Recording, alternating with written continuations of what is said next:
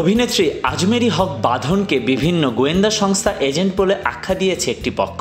পরে বিষয়টি পরিষ্কার করেছেন অভিনেত্রী নিজেই। বাঁধনের দাবি তাকে ভারতীয় গোয়েন্দা সংস্থার র সহ বিভিন্ন সংস্থার এজেন্ট বলে ট্রোল করা হচ্ছে। একদিন পরে আজ দেশপ্রেম নিয়ে কথা বললেন তিনি।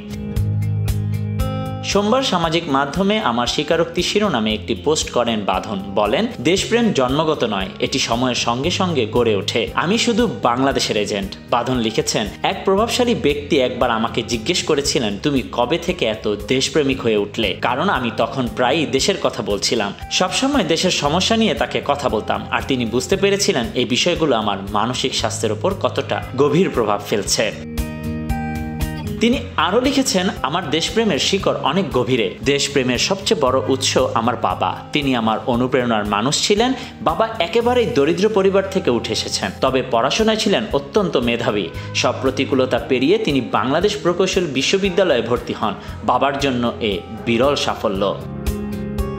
তিনি বাংলাদেশ প্রকৌশল বিশ্ববিদ্যালয় থেকে অনার্স শেষ করে নেদারল্যান্ডসে মাস্টার্স করতে চান। সেখানে ভালো বেতনের চাকরির সুযোগ ছিল, স্থায়ীভাবে থেকে যাওয়ার সুযোগ ছিল। তবু তিনি দেশে ফিরে আসার সিদ্ধান্ত নেন। মা তখন কিছুটা দ্বিধাগ্রস্ত ছিলেন। মা আমাদের জন্য একটু আরামদায়ক জীবন চেয়েছিলেন, কিন্তু বাবা সবসময় একটি কথা বলতেন, আমি এই দেশের অর্থে পড়াশোনা করেছি, এখন সময় এসেছে ঋণ শোধ করার। যদি শুধু ডাল ভাত খেয়ে থাকতে হয়, তবু আমি এই দেশেই থাকব। যা অভিনেত্রী বাঁধনের জীবনের দৃষ্টিভঙ্গি বদলে দেয়। Desk report, news now 24।